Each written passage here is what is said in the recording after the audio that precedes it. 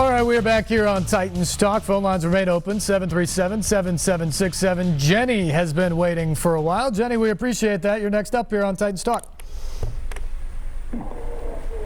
Hello, Jenny. Yes. Yeah, go ahead. Hey, I think we got the best team that they are, and they got the quality of everybody. I think it's the play caller that's causing all of our trouble. I think if he'd scout these teams before we play them 24/7, that way we would know what kind of plays to call. I mean, the only thing I can tell you about that is they are working tirelessly over there at St. Thomas Sports Park, watching film and trying to come up with game plans to see what works week in and week out. And, you know, last week in Atlanta, nobody was really complaining about the game plan when they put up 24 points in the first half. Yesterday, they scored 7 points in the game. People have problems. We have the talent. We got as much talent as anybody. They just need to get together and play ball together. That's the biggest thing. All right. Well, we appreciate. I think their play caller is their problem. Yeah. Well, he's certainly learning on the job. He's 5 games into this, and the goal was to try to get the continuity. You add some more pieces into it. They're all trying to work this out right now, but there's a lot of blame to go around, from the offensive line to the play calling to the run game to dropped passes. Some of it goes on Mariota for sure. So there's a lot that has to be sorted out and figured out, and fast, because this team is now 2-3. Let's say hello to David. David, what's going on? David, go ahead. Yeah.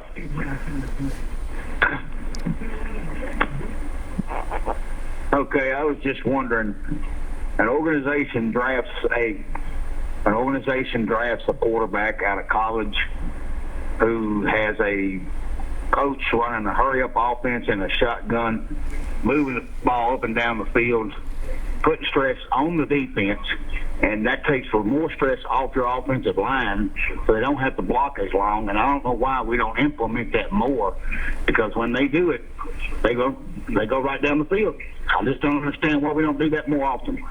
Yeah, frankly, we haven't seen it at all this year in terms of the hurry-up offense with this team. It has worked at times in the past when they do it. Now, the old token answer is that, especially if you're doing it at the end of halves and things like that, you're facing a different defense, and you can't expect to face that if you come out in the first possession of the game doing that. But it is true that Mariota has played in that his entire life. He feels comfortable in those situations, and the Titans have moved the ball at times in those situations. So I think that's something that Arthur Smith should absolutely consider. If the struggles persist over the next couple weeks, why not come out and do a little no huddle, do a little hurry up, and see if you can jumpstart this offense or catch the defense off guard to try to get this team going.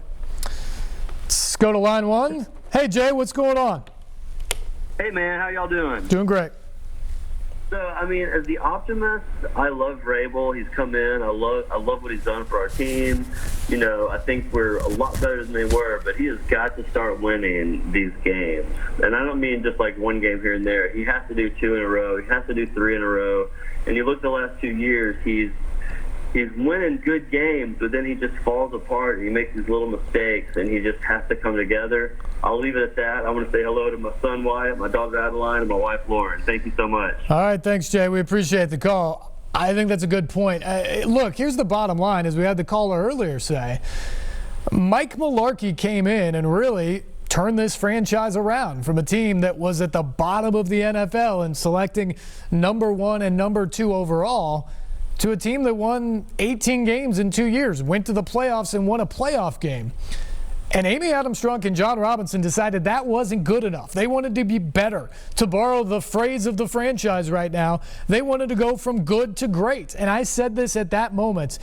You've got to be careful when you're firing a coach that gets you to the playoffs and say, that's not good enough. Because the only place that's acceptable then is up here. It's a really small target that you're trying to hit with the next coach. You basically have to hit the bullseye. And I think a lot of people thought, well, maybe Mike Vrabel's the answer there. And last year, I think he won a lot of people over with the game preparation with his team, how they played, the toughness they showed, a lot of that stuff.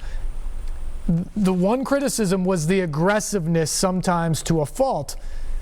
I think people thought he was a very smart coach, but through 5 games this year, I think he's lost a lot of the benefit of the doubt with Titans fans and people around the league. I mean, the 4th down calls the last 2 weeks alone in Atlanta, when you have an opportunity to go up 17 and essentially put the game away by just kicking a field goal and electing not to do it and go for it, where you get stopped and now it's basically one play and a possession away for the Falcons. I mean, that's the only way you keep them in the game, basically. There's no difference between 17 and 21, really, because it's a 3-score game no matter how you slice it. And then yesterday, to send out a kicker that had missed 3 field goals in the game to try a 53-yarder, anything but automatic, but at a time of the game when you're down by 7 in the middle of the 4th quarter, even if he makes it all of a sudden, you're still down 4 and you need a touchdown. So why not take one of your few opportunities all day where you're in Bills territory and you have a 4th and manageable? Why not take your shot at it? See if you can get the touchdown on that drive, and if you don't, trust your defense to get the ball back as they did anyway. And oh, by the way, if you decide that in enough time, on 3rd and 5, you're telling your play caller, hey, we're going here, so you got 2 plays. It's 2 plays to pick up 5. It's not 1. You got 2 plays. So think about that as you do it. It's all about being prepared ahead of time, and there's just not evidence that he's been very good at that so far this year. Sneak one more in here. Let's say hello to Scott. Scott, what's going on? Hey, man, I'm just thinking about the kicker. I'm thinking about the time that was on the commercial before with we're trying to support the troops. Hey, hoorah. But the other thing is, I do think we need a different kicker for sure, but the team has done enough to win the game. They've done enough to win the game. It was the kicker that cost us. I understand y'all already went over that, but I now will stop at this particular point with the kicker. Yeah. What are we going to do to score? Yeah, well, I mean, you got to have points on the board. Yeah. Scott, thank you for the call. We're up against the break, so I got to get to it. But the bottom line is, look, Cairo Santos has to make those field goals. Whoever is kicking has to make those field goals. But it goes to other places, too. You have to extend more drives, and when you get down there, Titans had 2 touchdowns called back by penalties yesterday. You have to capitalize in the red zone. They went 1 for 3. That's not good enough. Back after this.